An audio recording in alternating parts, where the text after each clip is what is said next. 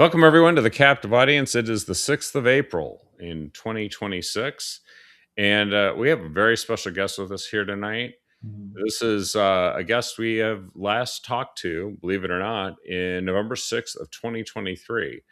And oh, how time flies. And he Mhm. looks like he hasn't aged a day if you look at him right there. But we're very fortunate to have Greg Wooldridge, who is the former commander of the Navy's Blue Angels, and also a former candidate for governor in 2018. And we'd actually known each other for a while before you ran for governor, and then when you ran for governor, I thought you were a fantastic candidate. And look, we're right in the middle of like another governor primary again. Yeah, So um, deja vu, huh? it's pretty amazing. I'm loving it. I mean, we've got some incredible people running in this election for the Republicans. I mean, I just look at some of them. I'd be happy with any of the top four running as far as the quality they bring to the race and the quality they would bring to government in Oregon and the quality they would infuse into what happens in this magnificent state that deserves more than it gets. Yeah, and it's not. I mean, you guys are competing to run against Kate Brown, and I people I know constantly make the mistake of saying Kate Brown when they mean Tina Kotek because, frankly, in some respects, it feels like a lot of the things people were unhappy with during the years of Kate Brown just continued under Tina Kotek. Yeah, But frankly, maybe in some respects, she's Tina Kotek has taken some steps even Kate Brown didn't dare do. right, You right. know, Yeah, I think she's even more radical than Kate Brown, and that's stretching way out there. I mean, it's not even stretching; it exists out there. That's where she is, and that's not where I think the majority of Oregonians want to be. it's kind of been an arrogance, hasn't it? Because it's one thing when you don't like what somebody's doing, but when they act like it really doesn't matter if you don't like it, and we've had hundreds of thousands of people, for instance, sign a Yeah, petition referring the gas tax and these other yeah, transportation taxes at the ballot, and it's like they actually go an extra step to say, you know what, we're going to just make it really tough for you to get on the ballot. We're going to move it from November to May.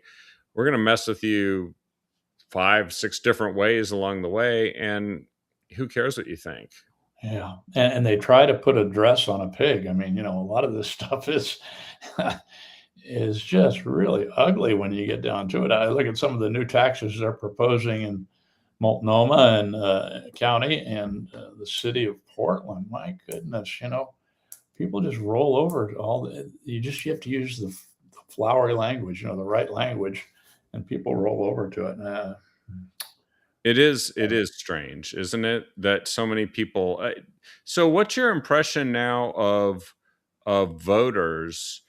um are they tuned in enough to what's happening?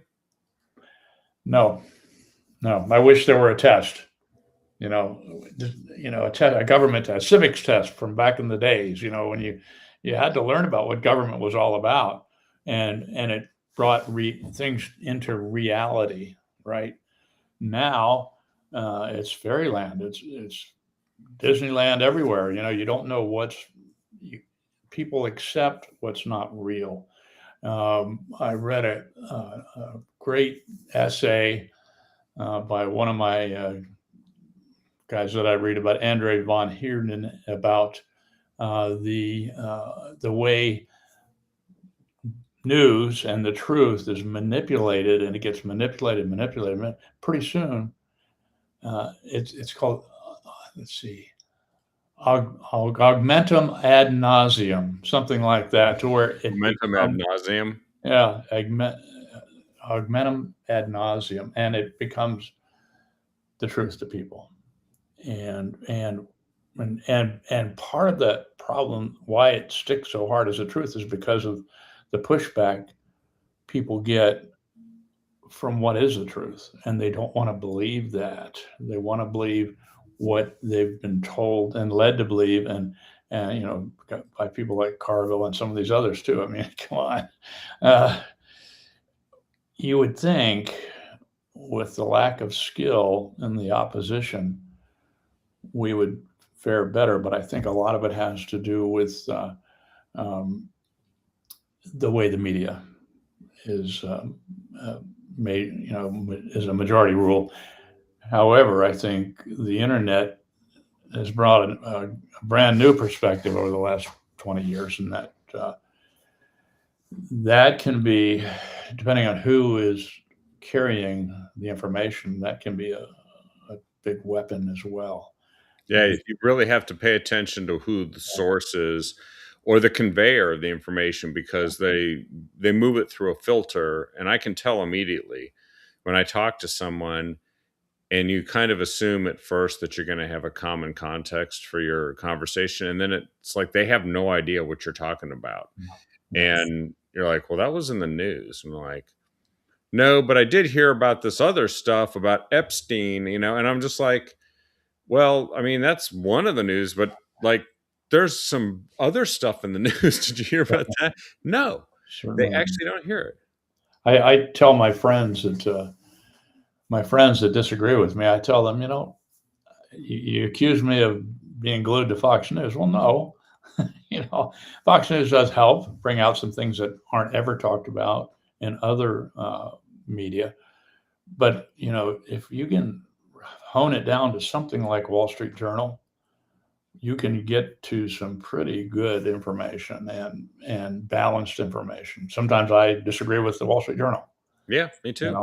but they bring out evidence and the truth, and I kind of like that. So I also find that because I can recognize the filters and the bias when it's starting to come through, like just the way they put a headline or the way they say something and right. structure the article. I can tell what they're trying to get me to think Mm-hmm. about a story. The term clickbait applies to a lot of stuff now, Yeah. and when I detect that, I measure the news source by how much it makes me go through that before I can get to the actual information. Yeah. And if they're giving me too much of this stuff, then I'm just like, that is not a news outlet. It's a Yeah. campaign outlet. Campaign outlet and an outlet that exists and thrives on having commercials and advertisements. That's the only way they stay alive. And if they can, and they, as has been the case ever since TV was invented, get the demographics, right? Yeah. What demographic are you aiming at? Are they the ones who are going to spend money? Are they the retired folks?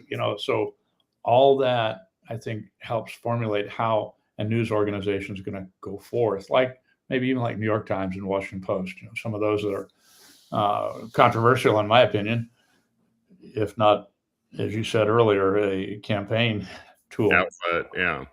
So, yeah, interesting times, and then you can go back and say, well, the kids need to take away stuff from school that can help them with that. And then you got another issue, right? Oh my Yeah. gosh. Oh my gosh. I think what is missing, it's become efficient for schools and for the media not to inform, but to really just tell people what they need to think, save them all the trouble of thinking. Yeah. And therefore, when they don't engage any facts or logic process, they just become a direct reflection of the information that's fed to them. Correct. It's like food, right? You are what you eat.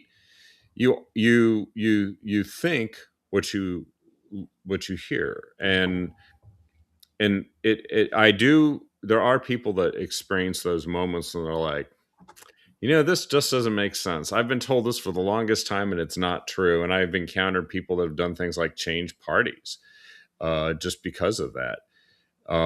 But I think what you mentioned, this ability to create fatigue in people and almost break them down is real, isn't it? Because then at some point they're like, okay, I give up.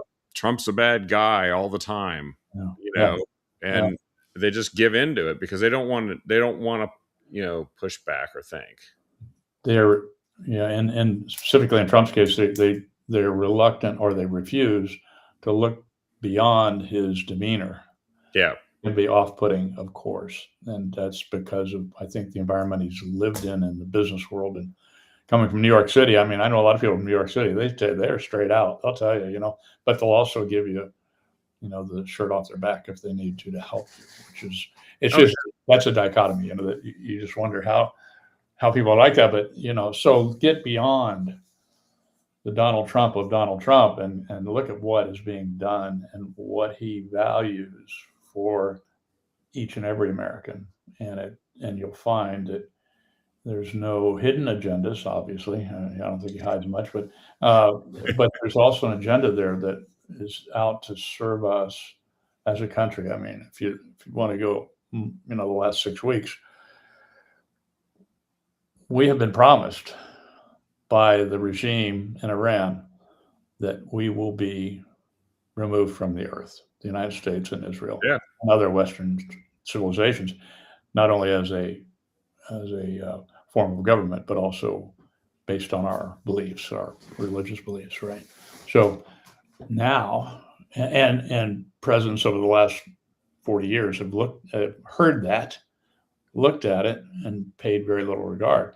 Let the Strait of Hormuz be run by and controlled by that kind of thinking, but now I think I know we're changing that, and I think it's good for us, for our children, for our children's children, that fear won't rain down upon us, and we can take that energy that we had spent kind of on the side, looking at that all the time, being aware of that, being ready to crawl under our desk in school, and now do things that are more productive and more real, and maybe even have a chance to soften our view on the world when we know there's still enemies out there. When we know, though, that a rogue terrorist group like the government of Iran will no longer be able to carry out what they wish to do. Yeah, they promised to do all of this stuff, and it started 47 years ago, right? I mean, it's the first thing they said.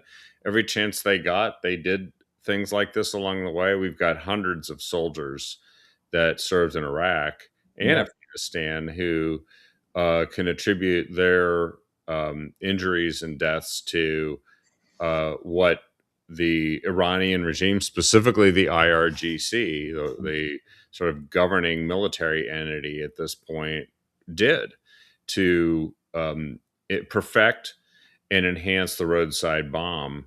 And then, of course, there's a whole laundry list of things. They were behind Hamas. They were the organizers and the brain trust that designed the October 7th attacks by Hamas. Yeah. They funded and stood up Hezbollah as a malignant entity in southern Lebanon, which has been nothing but a detriment to the rest of the Lebanese people. And then, of course, Syria, right? And Syria has finally kind of left the stage, and we've seen both Russian and Iranian influence diminish. They were a negative influence in Iraq coming out of that war.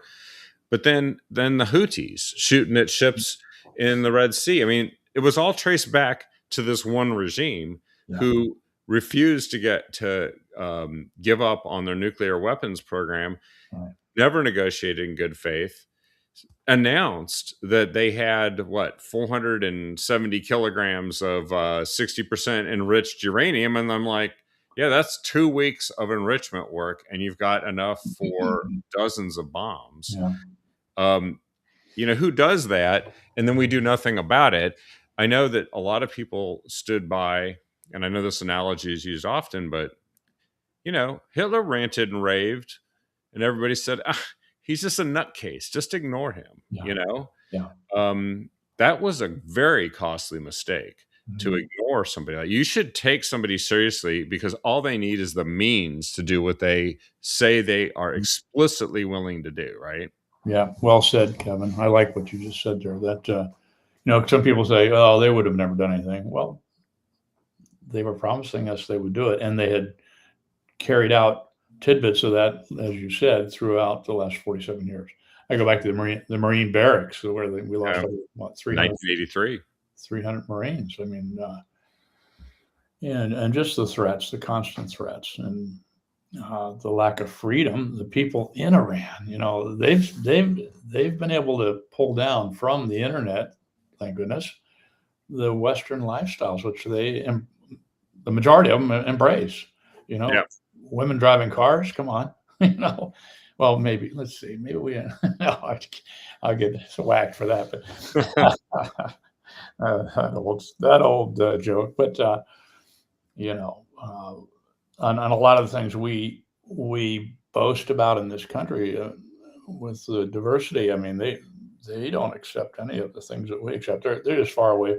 One of the things I think, Kevin, is that in our culture, in Western culture, we have a certain set of values. A lot of them are biblical, but even the Ten Commandments. I mean, you take stuff and you go, okay, this is the way our country was crafted, why it became a country, to escape some of the things that weren't high value for human beings, and opportunity and equality.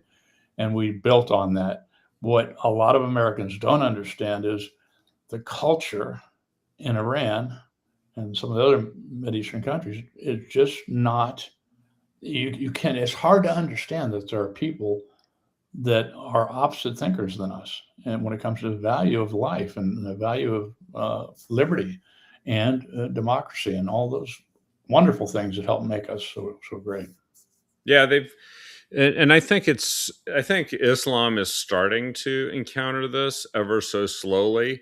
The Arabs are not happy with the Iranians, No, and that plays into this actually, which leads us to where some of this could end up, in a better world. yeah, But I'm thinking the mullahs, the Iranian regime, put themselves into this category and demanded that the rest of the world acknowledge this, and now they're just sort of reaping what they've sown. The only difference between now and the last, say, 25 to 30 years is that someone said, enough. We're yeah, done with these guys. yeah, And we have the time and the window of opportunity to do something about it. That window of opportunity could go away if they develop a large number of nuclear weapons. And I would just say two words: North Korea. yeah. All this stuff that we're talking about, right? You can't so easily do it with North Korea at this point. Once it's established, Yep.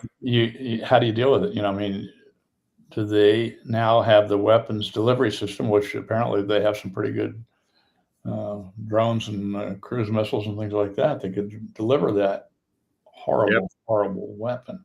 Well, they had the missiles they sent to Diego Garcia, which I know you're familiar with that operation is there, and it's 2,500 miles, which happens to be about the same distance of reaching Western European capitals. Correct. Paris and places like that. Well, to go back a step to the Arabs, the Abrahamic Accords, look how that had started to change the Mideast. And I think that is such a positive direction on unifying, despite your beliefs, your religious beliefs, unifying the people and bringing more freedom to the people in the Mideast. I was surprised the other day when I heard going back to this current 6 weeks, I heard that there have been more cruise missiles and drones attacked and shot at the United Arab Emirates than there were at Israel. Yeah. So Iran is just off the rails. I mean, I'm waiting for Saudi Arabia to start weighing in with some. I mean, they've bought a lot of weapons from us over the years, good, bad, or ugly. But come on, folks, you're getting, your plants are getting attacked. They should take over security of the Gulf. Now that we've done the heavy lifting of really diminishing what the Iranian military threat is, and all we have to do is make sure that the wrap up here of this involves no return of Iranian military capabilities Yeah. whatsoever, and then we hand this over to the Gulf Arabs and say, "You got all these great weapons. We'll just back you up," Yeah. and then you end up with something that maybe looks like an Arab NATO, where they just, for want of a better analogy, um, take it from there. Now they have to get along with each other, but then the United States is actually a good It, interlocutor between them, yeah. right? I mean, there's a way this could work. We become economic partners too. It's Yeah, huge. And you talk about an Arab NATO. Well, that people will say, "Oh boy, we don't want them to unite and be strong like that." But as long as there's this, I think these economic truths that exist between the major powers or even the major organizations, that we can make it work. But there's nothing about Iran that's going to work. Right. no, but actually, Iran can work Yeah. when the people in Iran replace that regime, and a bunch of them tried to do that a couple of months ago, and it's so interesting how underreported that really ended up being here in the United States, and how easily and quickly forgotten it was. Who would argue that there was something tolerable or benevolent about a regime that literally exterminated at least 35,000 of their own people who were protesting against them? And we get all these, no kings protesters wandering around in the streets here, and I'm like, if Donald Trump's a king, why do you have your head on your shoulders? Really? Yeah. You don't know what you want to know what real oppression is like. Yeah. That's what happened to the citizens in Iran who stood up to these guys. Yeah. And I heard, and did you hear the story, the reporting that we sent weapons to them through the Kurds, To the Kurds. and the Kurds didn't help us there. So they kept them all for themselves, I guess. And that certainly would have helped in the January timeframe. Well, I know that there's a short, a medium term, and a long term game to this, and let's see how it works out here, right? I know that the immediate thing that's hitting is the economic impact of the Straits of Hormuz. Ironic that the United States is least affected by this, because we have such oil and gas resources that the previous administration was actually busy trying to diminish and shut down. Yeah. But we have the ability not only to supply ourselves, but much of the rest of the world that is being affected by this. And this didn't exist. This would have been tough to do in the 70s or the 80s, right? Because then we didn't have this capacity. OPEC kind of ruled the world then, energy wise. OPEC did, but now we are the number one oil and gas producing country in the world, which is astounding, and wonderfully astounding, right? It is, and it means that allies, that they don't have to depend on, a hostile power like Iran Yeah. to supply them. This is the right moment. I think that sometimes these things, like any military conflict, they don't all go according to plan, and sometimes I think all the Iranian regime's trying to do is just survive, so they can somehow claim that they have prevailed in some way when the conflict winds down. But look, we're actually not getting to one of the things that you can talk about that no one else I know personally can talk about, which is what's going on the military side of this. We just had this F-15E Strike Eagle that got hit, and the pilots ejected, and then there was a rescue of each of them. Yeah. And this is stuff that I know these guys trained, but it's unusual to have a conflict of this scale. I believe the air power that's been brought to bear is equivalent of what was used in the beginning of the Iraq War. And so it's significant, and yet we're not experiencing this is we've only had a couple of planes that have actually been shot down by enemy fire. Well, I think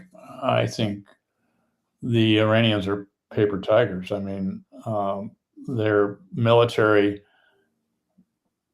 other than the enormous number of cruise missiles, surface to surface missiles, and Drive. drones and And, things like that, they developed some industrial capacity for that waters your eyes, right? In fact, exported them to Russia, I believe, right? Now yep. Russians are giving them info. I read in this magnificent Easter weekend metaphorical rescue, uh, Yeah.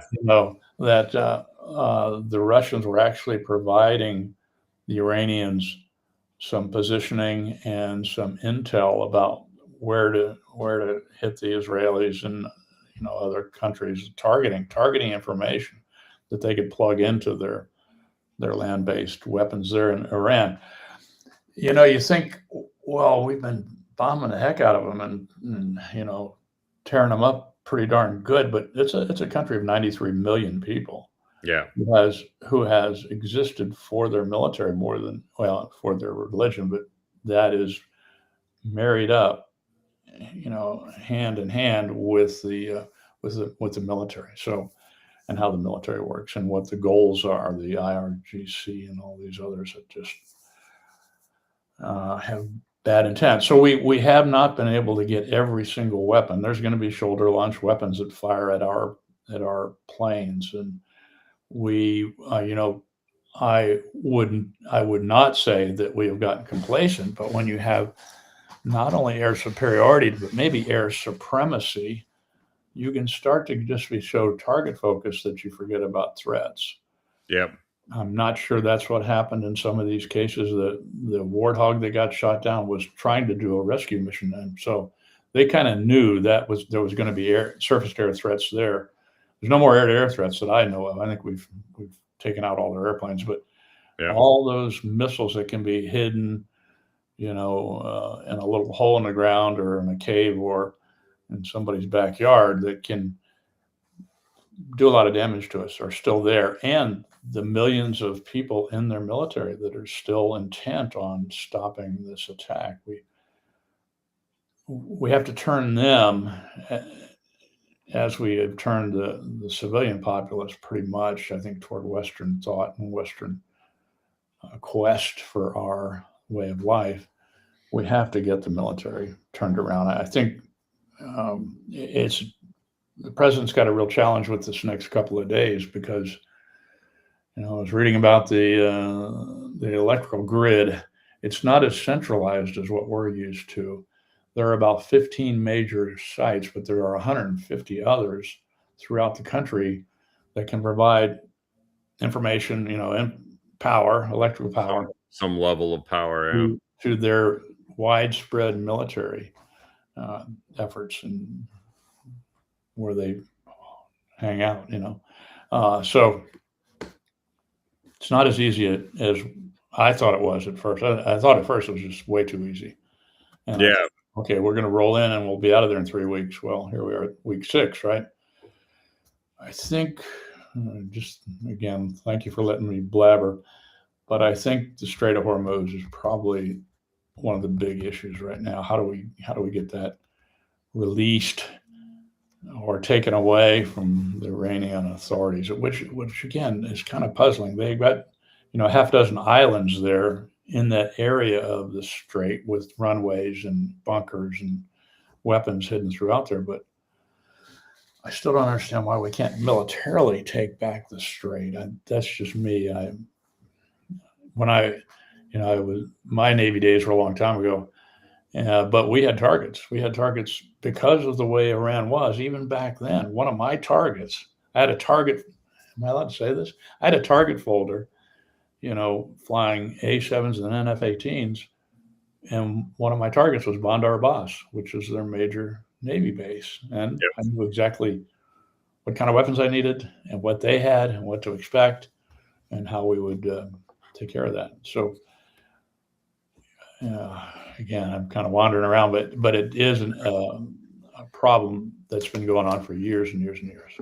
Yeah, I think that it's also the case that some people are saying, well, you can't go after civilian infrastructure in Iran. And I'm like, what do Mhm. you call the Straits of Hormuz, which is, by the way, international waterway, not the sole possession of the country of Iran. Right. And even those islands that they occupy are contested by, I think, the UAE or something, Yes, the UAE, the closest to the UAE. Yeah. which means that I don't think those islands are going to be Iran's for very long.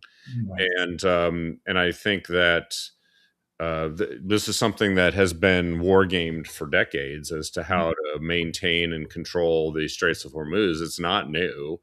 It might have been even more crucial in the past than it is now. So this is something that may take some additional time to deal with, but is also absolutely essential. You can't leave it in the hands of a regime that's done what they've been doing and is still promising to do that and refuses to negotiate any terms for yielding in this conflict, which just suggests that yeah, there's more work to do. But on the other hand, um, I do think that we're finding out who the countries are that are prepared to see this through, and I think the Arab countries are starting to feel like this is their war too now, Mhm. and that they have something at stake, that they can't just wait and see what happens and hope for the best. We're finding that the Europeans, frankly, are just kind of a weak regional power at this Mhm. point, and not even capable of dealing with the threats in their own sphere. Right? Right. Without us, they're not effective in dealing with Ukraine, and the only ones who are effective right now seem to be in the eastern end of NATO. Mhm.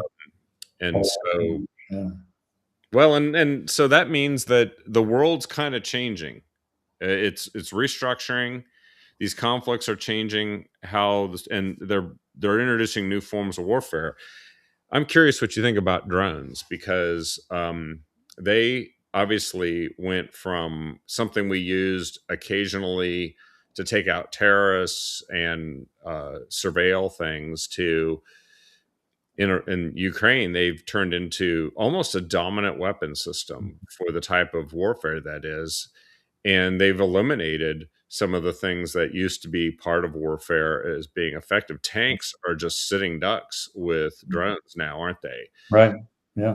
I understand the Ukrainians are much happier with the Bradley fighting vehicles than they are with the M1 Abrams for that reason. And Yeah. then, of course, there's the math. I understood one of the reasons why we felt like we had to take action on Iran is because their rate of producing missiles was much faster than our rate of producing anti-missile missiles to take them out, and therefore we couldn't wait for to see where that math took us. Yeah. That math exists when you fly an F-18 Super Hornet out with a missile to take out a drone, and the drone costs what $100,000, and the missile costs 500,000 or something like that. They're Maybe much more broader than that. I mean, I think some of those drones are like $50,000, and some of our air-to-air missiles are or surface-to-air missiles to knock them out are millions of dollars. millions. Yeah, so but like a lot of things in this country were driven by the industrial complex and what it can do in response to things. They hire the best scientists, and so you start out with drones, talking about drones, and that relatively new element, right? And Hmm. how we defense against it, and that's where there's so much research going into how we knock them out of the air before they ever get to us. And there's a lot of good stuff out there that's providing defense for those drone swarms that people talk about. And so we have our ways, I think. I Yeah, mean, there's multiple layers, right? There's a lot of jamming going on. Those things get jammed. yeah, Then there's a response to that. They have the ones that are the fly by wire, but they don't have very many of them, we have lasers. and they have lasers. And I think actually uh, lasers are going to kind of, and a few other of those types of beam weapon systems are going to probably negate the drone thing. Yeah, Um, yeah. because you can fire a lot of lasers at almost no costs and take out thousands and thousands of drones almost instantaneously. And the challenge is the weapon itself, the laser weapon, because of the size of it and the weight of it. And what kind of a ship do you put it on if you're using ships, or what kind of a wheeled vehicle do you have, or how do you get it to the area of battle, right? To deploy it. Yeah.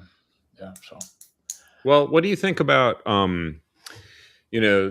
we've got air power that works in a place like the Middle East, where you have combined weapon systems, right? So like we take out their SAMs, we have weapon systems that are designed to do that. Then we change the characteristics of the battle space, and then we've got bombers that can actually still, in almost any battle space, come in and hit targets and leave and not be detected, or not know that they're coming, with any warning. We've got all kinds of signals intelligence. We can see things and hear things and monitor things. I guess we were actually able to see where one of the pilots was at 7,000 feet in the mountains, hiding, and we were able to sight them, which is amazing, which could be a combination of satellites and drones and that type of thing. So we got all this stuff, but that's in a space where we can just do our will, right, and dominate. Yeah, but the time constraints might be a different situation. We have capabilities to operate in some of those high threat spaces, through jamming and through the space and high altitude stuff. And the MQ-9 Reaper, that bad boy did some great stuff in this last weekend, and then throughout this war, and throughout our intelligence seeking years, before the war. It does some great stuff. One of my junior officers actually got to fly those from a control desk in Las Vegas. And so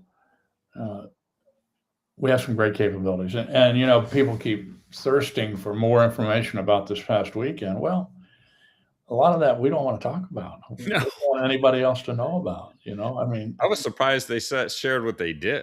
Yeah, but there's a lot.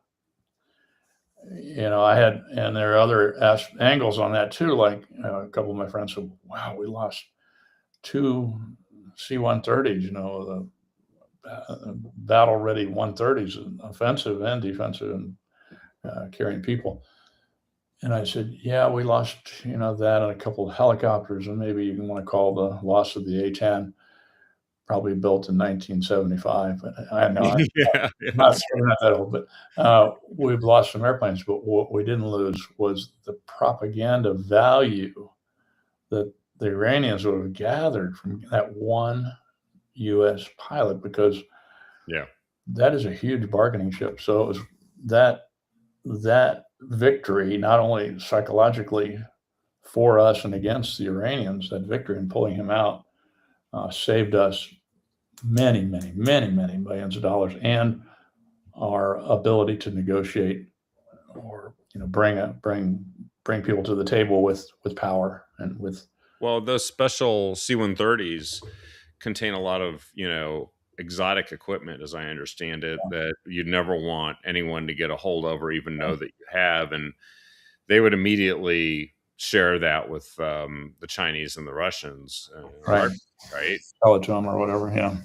So I think we know we have to do these things, but we also didn't lose people, which is amazing. Yeah. That's almost. I think the reason we lost those C-130s is they landed in the middle of the night on ground that was not ever designed to be a runway.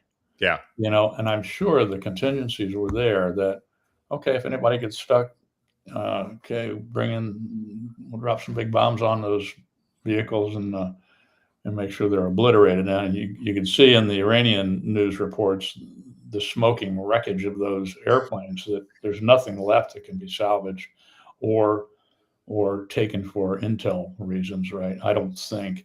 So I think that, and again, because part of that whole combat SAR and getting that guy back, part of that built into the briefing were all these contingencies, and that's what makes us so good.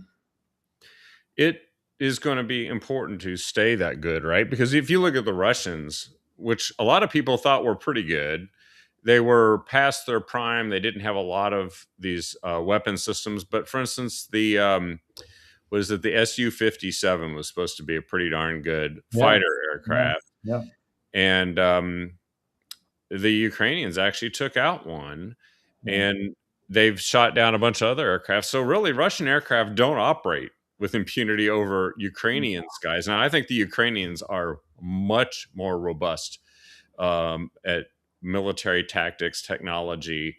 That's where the Soviet Union used to produce its missiles, was in Ukraine, Yeah. and but they can't operate like we can. But then again, we always have to ask ourselves the question: how do we stay in that Yeah. pole position? Because clearly the Chinese are trying to challenge that, and they would like to change that story for the Straits of Taiwan and the South China Sea, wouldn't they? Certainly, certainly, and that's got to be at the top of our list of threats. I mean, we're handling the one we're facing now because, frankly, we're better in every area. But when we get to a situation where the Chinese start encircling Taiwan and go into an offensive, we're going to have our hands really full. I will go back to one thing you said, Kevin, about the pilots, the Russian pilot getting, the Russian airplanes getting shot down or whatever. A lot of that goes back to the fact we in the U.S. have terrific equipment, but we also have terrific operators. Yeah, that don't do dumb stuff and don't hot dog, right? Yeah. Well, hot dogs okay. Okay, there's a few hot As long as dogs. you win. Yeah, buzzing towers every once in a Oh, we while. used to say, if you ain't cheating, you ain't whatever. With a little bit tongue in cheek there, but we know our limits, but we also know, but those limits allow us to go places where others can't, and they allow us to train in areas where the imagination can dwell and give you a tactical advantage. So I think good people, we start to fret about equipment and the opposition, but we need to just stay sharp with who we've got operating. The pilots and the ground troops, the mechanics, the sailors, soldiers, Marines, coasties, even and airmen. All of us, all of them. Now I can't say us anymore, but my heart is certainly there. Need to stay at the top of their game, and we have seen that. We've seen that in this last 6 weeks. Well, and speaking of staying at the top of our game, so there's a debate that's now starting about the 2027 budget, and the first thing that the Trump administration's come out with is a proposal to significantly increase the Pentagon budget, and that doesn't absolve the Pentagon of waste, fraud, and abuse, and bad procurement processes and stuff that all have to be fixed, and audits that they haven't done well at.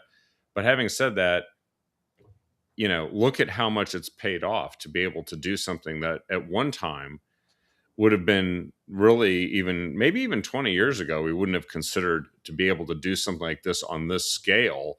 Yeah. With such impunity. To have one jet fighter shot down and another A-10 that's doing close-in air support get shot up, that's it. We've lost more to accidents and friendly fire, unfortunately. Yeah. And those happen in war. They just do. The fog of war is a great expression, right? Yeah, it is. It is. Sun Tzu brought to the world of battle and the world of combat and the world of going against an opponent, right? And we have, we're going to have ancillary things that are tragic and undesirable, but that's part of it. That's part of winning, is being not so risk averse that you never are able to look the bad guy in the eye and and take them down. They can smell it when they think they can get away with something, and that's what they had, I believe, unfortunately, at times with the previous administration. There were people that said, "You know what? These guys, they're not gonna do anything about it." And so they went and they did stuff that I don't think some of these countries would even consider doing right now. Yeah, You and know? if you take that psychology and look even further, more deeply at it, where the opposing countries, the threatening countries, knew that we wouldn't react. Part of the reason, perhaps, is that when we reacted, those that were sent into that area would not feel like they had the support from Behind behind. them. Yeah, and there was no doubt where we are now. No doubt. Like when the president was briefed at 2 o'clock in the morning, he said, with the options of taking this colonel back, do it, make it happen, get it Yeah. done, get it done. I think we're Get it done. And the other thing too, of course, is um, being committed to success, and then also allowing the people on scene in the battlefield to make decisions that solve problems quickly. Because time and again, I saw under some of the previous administrations, they had quasi legal advisors back in DC, uh, micromanaging warfighters in the front, and that's just a one great way to actually fail to accomplish what you sent them there for, and then drive those warfighters nuts. Yeah, and that you mentioned one thing about sending the decisions out to the battlefield, and rather than making them back here and saying, "Go do this," that delegation of authority has to be uh, has to be built around the fact that those that are on the front line are qualified. They've been trained. They've got it up here. They know where we need to go, and that confidence builds a trust that is so strong, and that trust bond is what allows leaders to project and delegate out. With the because of the training you've given people.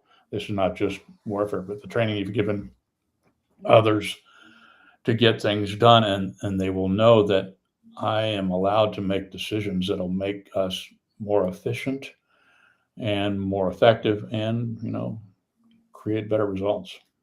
Yeah, and a lot of our adversaries over the years have had militaries that didn't let the people do that in their Yeah. ranks, and it was a huge game-changing advantage. Yeah. A long time ago, I learned that we have the best, and sometimes the unique opportunity of having NCOs that actually can be the backbone of the military and make decisions and solve problems. And I've seen examples of it. Other militaries, they just have officers and they have grunts. That's it. Yeah. Nobody in between, and nobody that can provide that leadership on the ground. Give me a good chief petty officer and a senior petty officer, and out, and let me interact, let me get to know them, let them know what I'm like, build that trust, and I go, oh, chief, you got it, get her done, I know you can do it, and that sort of thing. And that's what we have in our military. We have that confidence, that trust, and that ability to delegate authority, which is terrific. So here's the one of the big challenges, and when we talk about staying ahead of the game, this is a special challenge, isn't it? AI seems to be the war that has leveraged AI in a way that didn't even exist 5 years ago. They are able to identify targets using AI analytics that you just couldn't do before. And they can track down and find things. They can create scenarios where and I believe actually that the Iranians and maybe others that are helping them are using AI in Mhm. response to figure out how to deal with the challenges that we pose to them. So that means that this is not something you necessarily hand over your authority to, like Terminator or something, but more how can you actually have to have it, don't you, to compete? Yeah, we have to master it. We have to be better than anybody in the world, and that's why there's an ongoing discussion, argument, whatever, about the U.S. versus China in the AI world. We need to let it blossom here in the U.S. and in a very good, positive way. There's so much, but also having people trained on how to best use that and not use it as a crutch, but use it to develop wonderful ways of doing business and wonderful things that we can create. But we have to sometimes ask for it. We have to know what to ask for. And those systems have to be programmed like anything else. So it's scary. It's scary for somebody my age to think about all this. Shoot, I can. I have to. I don't know how to get a picture out of my iPhone, or whatever. So I need to call my 12-year-old grandson. Hey, help me out with this thing, But AI is just a whole step beyond. The AI is kind of like maybe the introduction of the internet altogether, and or cell phones. Cell phones more mechanically, I guess. But boy, oh boy, AI is a whole world that's it's there, and we better get used to mastering it.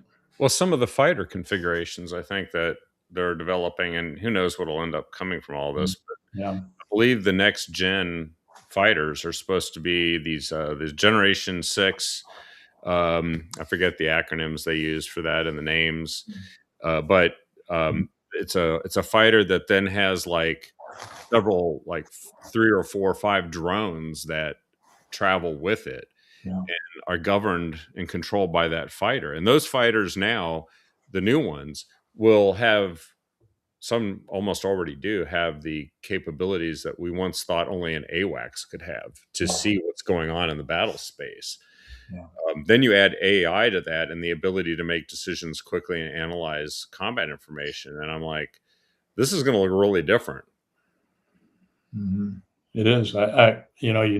As you're talking about that one plane that's going to have the drones around it, that one plane might be a drone.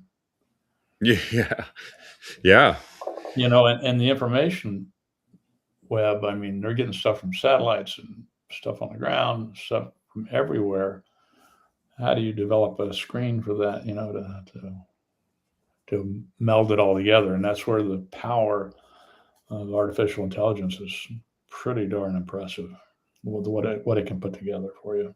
So, well, maybe a good thing to kind of head into the last few minutes here of chatting is, you've talked a lot about leadership, and you need it at every level of society. We've talked about how sometimes, I don't know if AI is going to replace some of the bad leaders that we have running things in places like Oregon, but for now, it's really, we need real leaders who know how to craft and mentor people and make decisions, but then also empower people working under them to make decisions. And AI just really allows people to do some things that we once would have considered superhuman, but you still need leaders. Yeah, you need leaders. You need people to make contact and then create expectations. I don't know that you can create and assure those expectations will be met with a machine.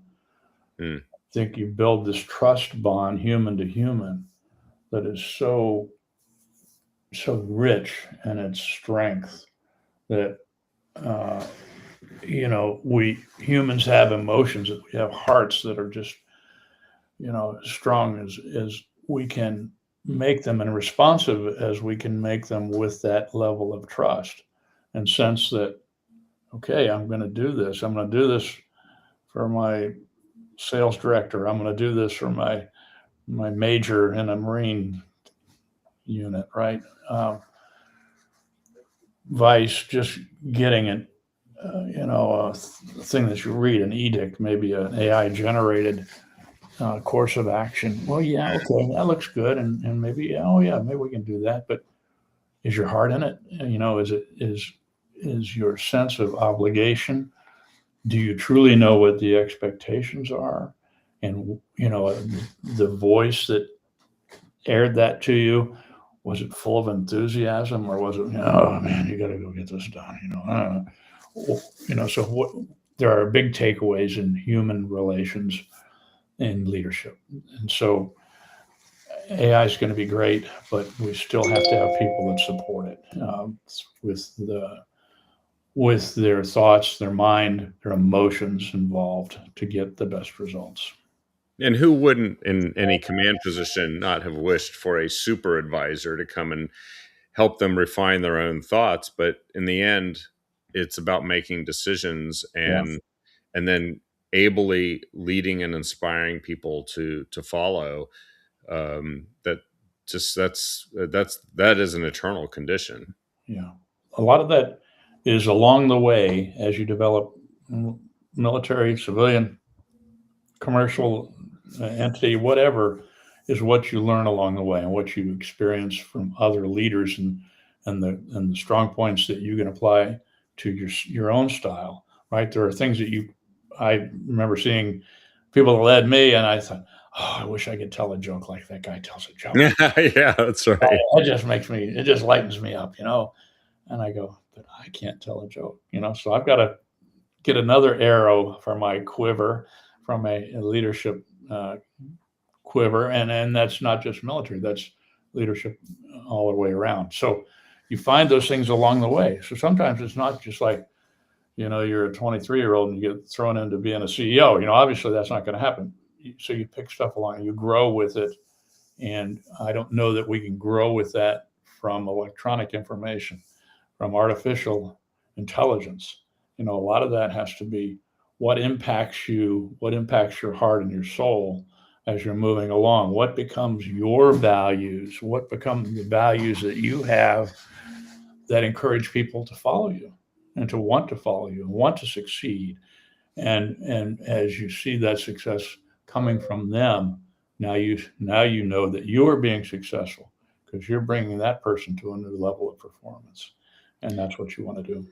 Well, whenever we've had the opportunity to talk, and certainly on this show, you've brought us to a new level of everything, No, Greg, and we really appreciate it because there's just there's a lot to know, and just what we were talking about the news. Sometimes it's just full of garbage, and you have to sort out the garbage. It's great to have you come on and kind of help us cut through the stuff we're seeing and hearing because you know a person who's been as close to it as you have and know people who are involved have given us some great insight, and that extends not only to what you've done with our military and with the Blue Angels, but also in the political sphere because you've been a candidate and there's no experience like being a candidate to understand what being a candidate is like. It's different than just sitting there watching someone give a speech and say I could do that. It's different. But sure, entirely. what are your last thoughts? What are your feelings on what's going to emerge from the primary? I don't know if you have a favorite, but do you think we're gonna have a strong move here? I do. I think, like I said earlier, there are four. The top four candidates are terrific. Any of those four would be a great governor. Um, Sometimes I, maybe to a fault, like to hitch my wagon to his, hitch my star. How's it go? Anyway, link up with who I think will win. So that's a challenge. Do you put your support by who you think can win, or do you put your support behind somebody who would be the best governor? Yeah, So please, everybody, look at that, right? When you go to vote in the primary, um, who would be the best governor? Because when it comes down to the one-on-one after the primaries are done before November, the one-on-one, we want somebody that can just rip apart the incumbent there. So yep.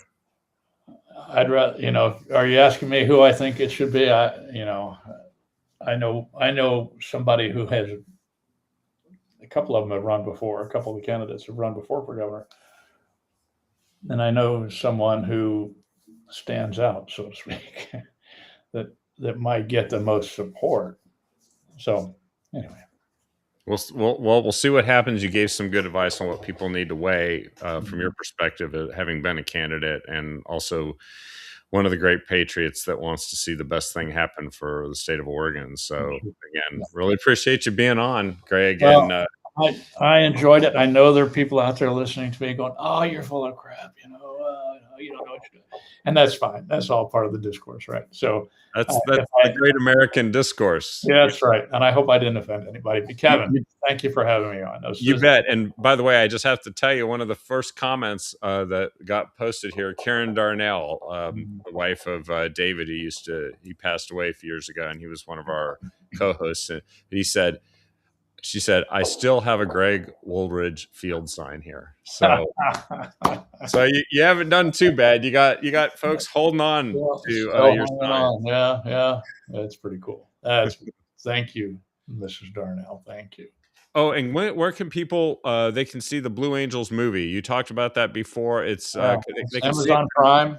Amazon Prime. I don't get a penny if you watch it.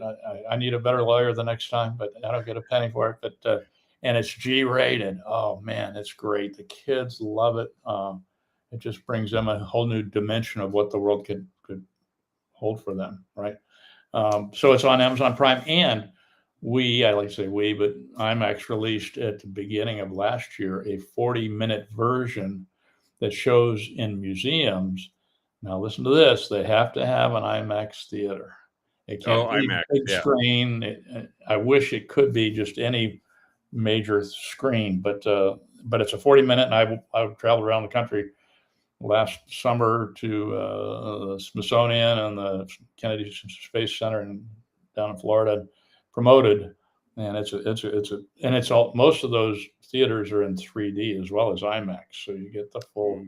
I mean, you're in the cockpit. So when you see that, check it out. It's a treat. All right. Yes, sir. Well, thanks again, Greg. Have a great rest of the week, and we hope to have you on again. I'd love to. Thanks, Kevin. My pleasure. All right. And thanks, everyone, for watching. Please share this show with everyone you can, and we'll see you on the next episode of The Captive Audience. Have a great night, all.